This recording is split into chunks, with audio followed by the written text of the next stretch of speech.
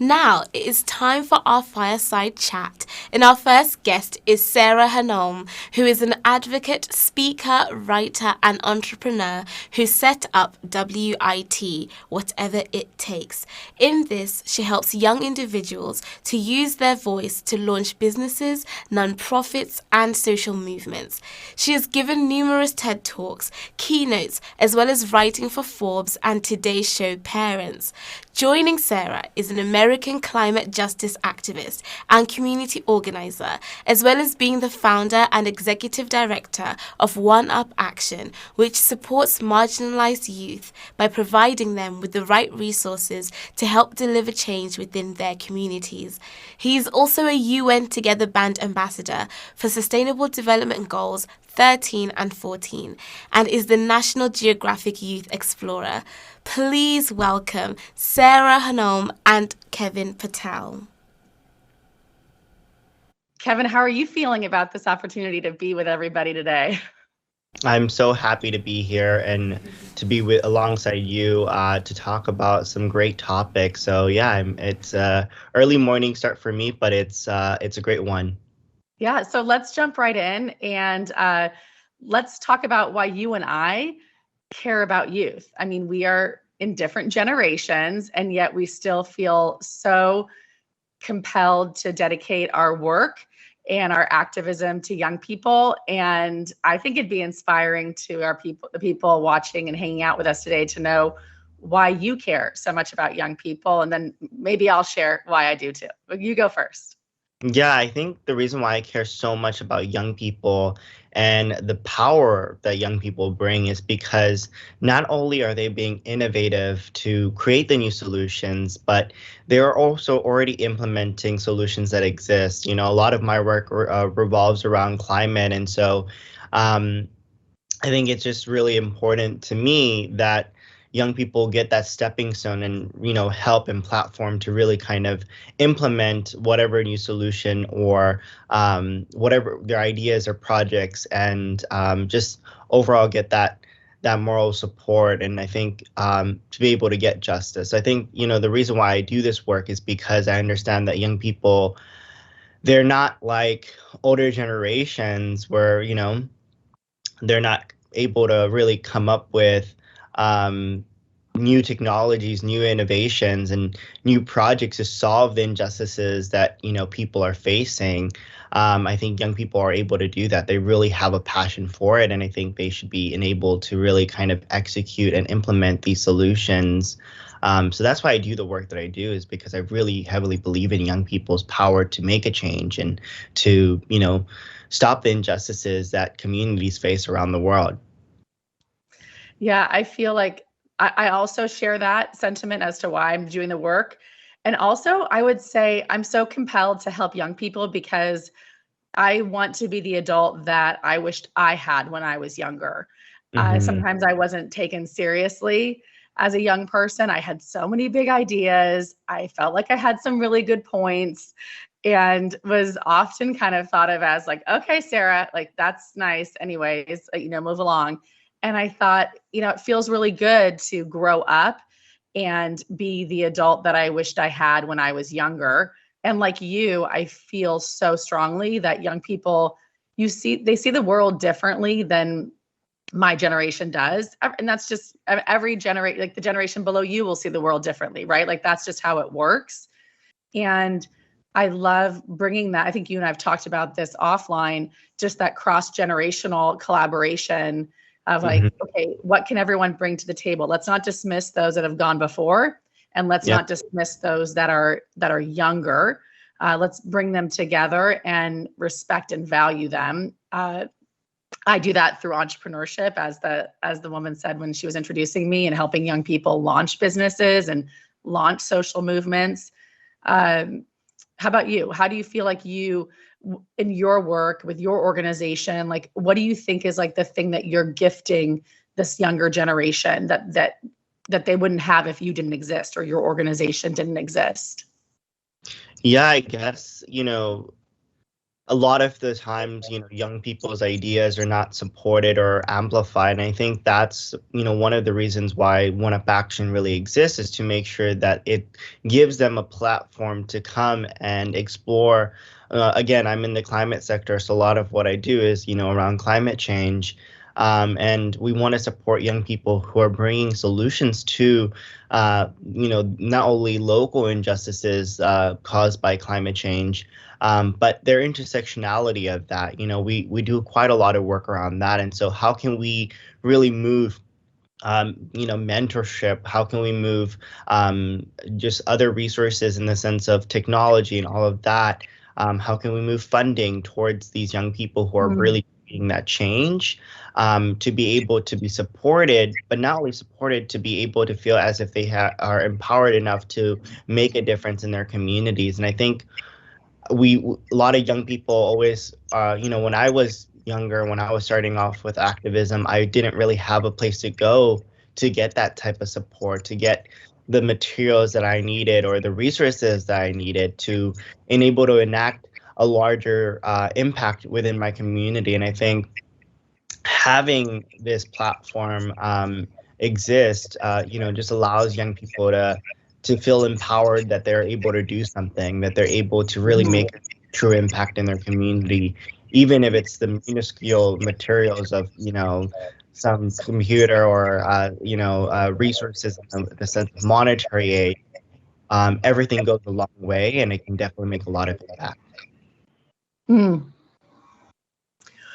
Yeah, so I'm curious about, with the people that are, here with us today, there's probably just cross-generational, we got younger people, older people watching us and hanging out with us today. And I was thinking about like what people could do when it comes to helping the younger generation and listening to them. And I would just encourage the people that are maybe older and somewhat dismissive sometimes of what young people are doing, to have that conversation and to even open up with the question, if you could, and to use the language of our wonderful conference today, use that language and say, if you could transform any space, what would it be? And just let that be a prompt for the conversation at the holidays, at the holiday table, you're gathering around during these winter breaks, and just lean into that curiosity of asking young people around you, like,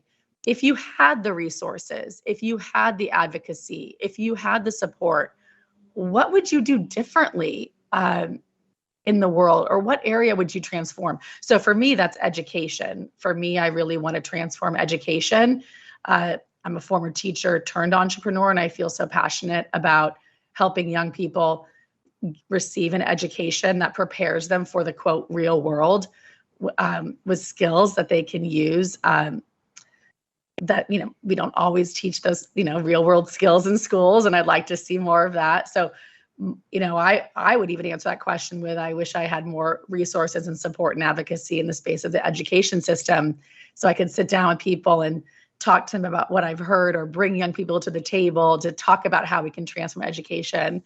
So that's my call to action to people that are here with us today, like to young people in their world, like what space would you transform if you had all the resources, or even just a little bit of resources to do it? What about you? What do you wish people would do to support younger people? Yeah, I guess the space that I would transform is climate, and I think one of the reasons why I really love the work that I do is because obviously I was affected by the air and smog pollution and many other injustices in my own community. And I think that has inspired me to really utilize my voice and say, enough is enough. I understand that there's so many things going on and so many issues going on. What am I able to do to really make a difference? And I think we all are able to transform the way that we look at our community, the way that we make change, and the way that we, create impact. And that's really by utilizing our voices. That's the first step to really transform a community. I guess, I wish, I'm sure you mentioned this earlier, Sarah, about, what I would wish, if I was in this space earlier on and I was having all the resources, what what would those resources look like? And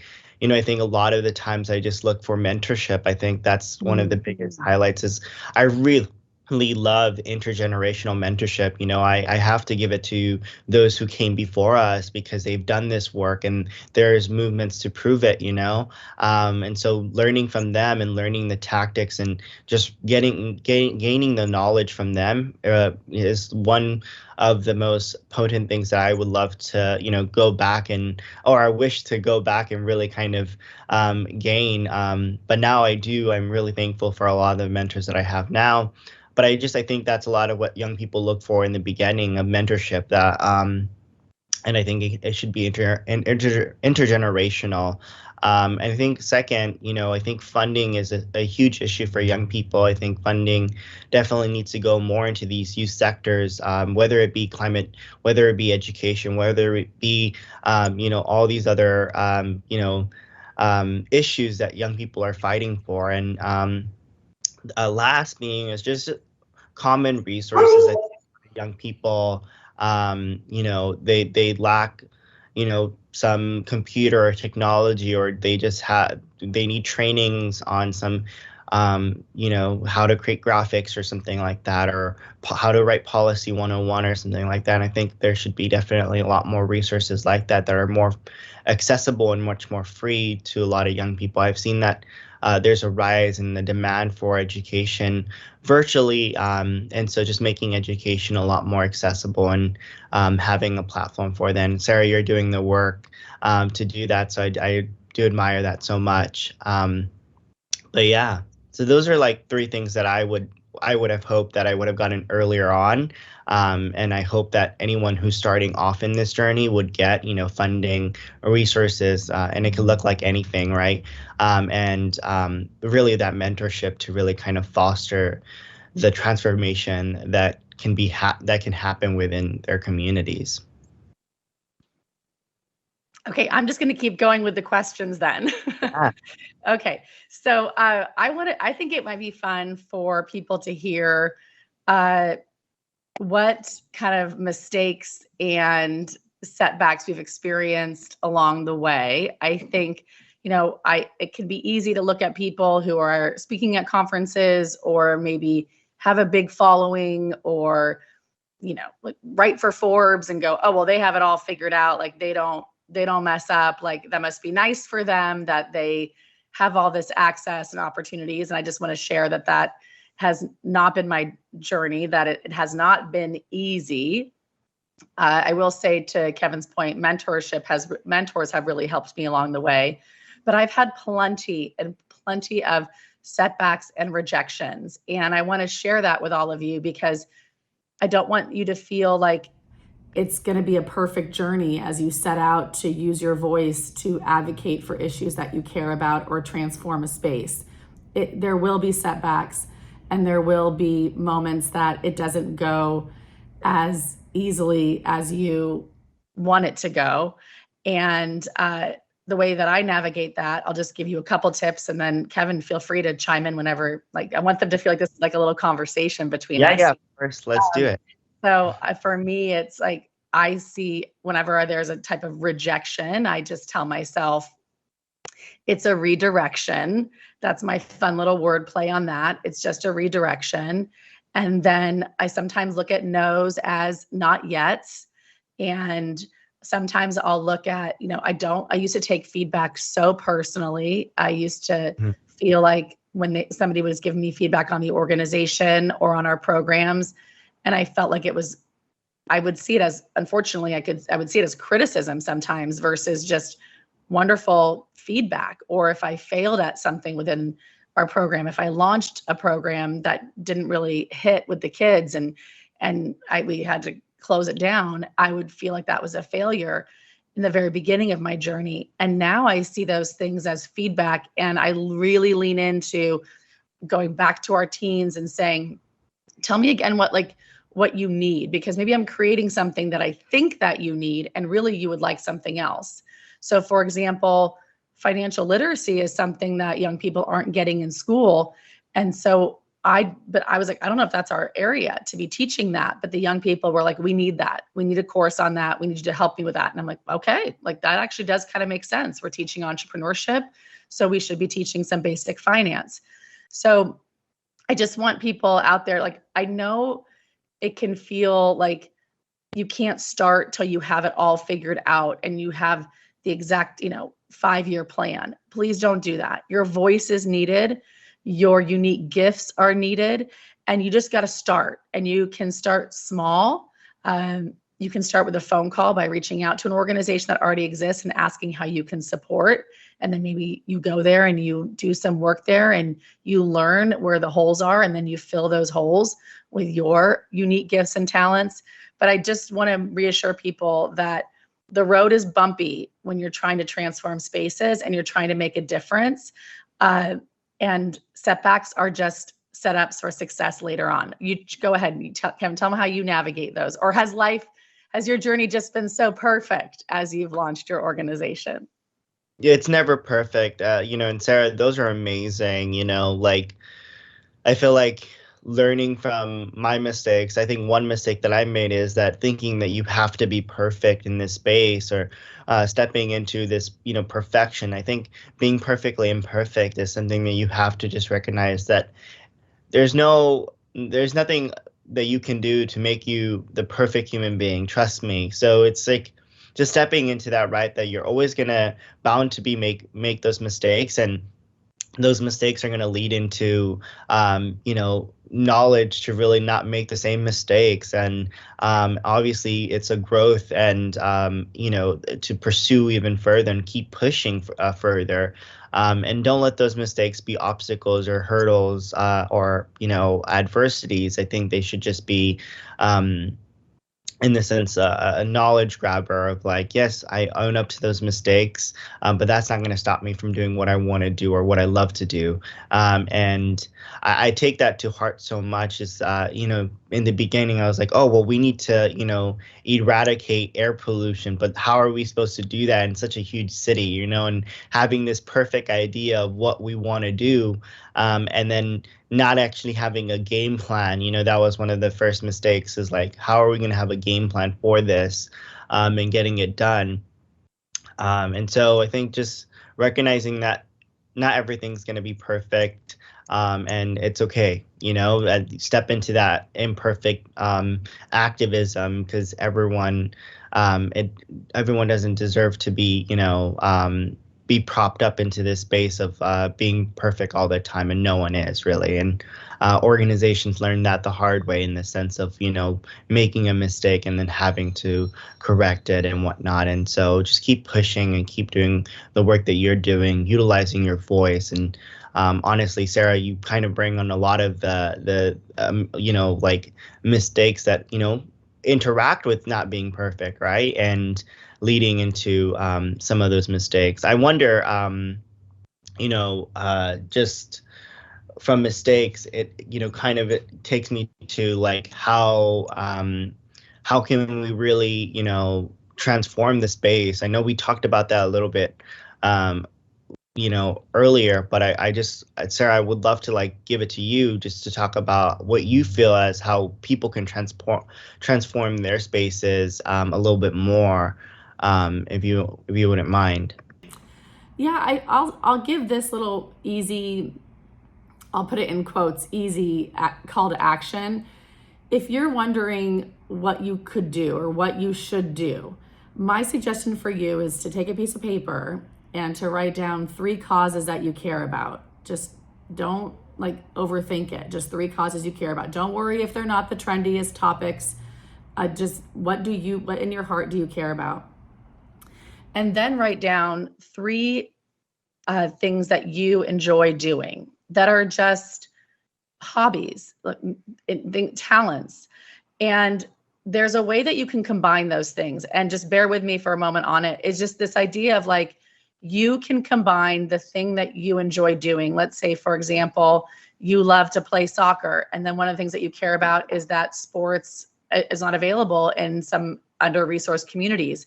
Well, can you go provide lessons and use that gift of playing soccer to meet that need of the lack of after school athletic programs in the under-resourced community.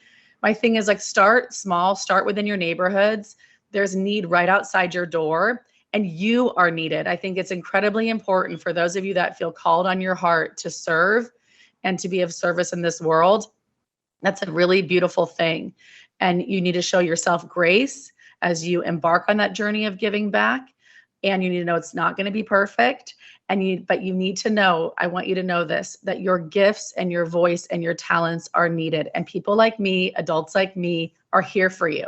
You can reach out to me, you can share your ideas with me, and I'd love to support you. Any final thoughts that you have, Kevin, for our people hanging out with us today? Yeah.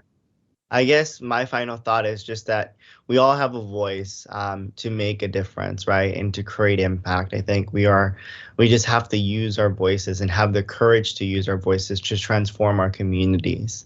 On Sarah's point of, taking all what Sarah said and just saying the first step in order to really make a difference and to transform our communities and our neighborhoods and the places that we love and we call home is to use our voices to solve these injustices, to create the solutions that we need to create to get the justice that we want.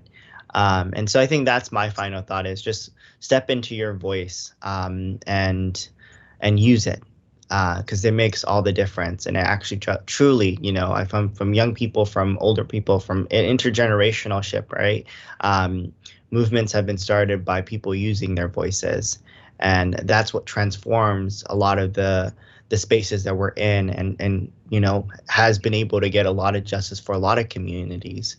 And so I'm a huge, huge believer in that, is that we're all collectively going to come together and step into our power and recognize that there is an issue, and then use our voices to solve it, then trust me, something can just happen that no one else has seen. And I think our generation and older generations have proved that. So that's what I would leave off with.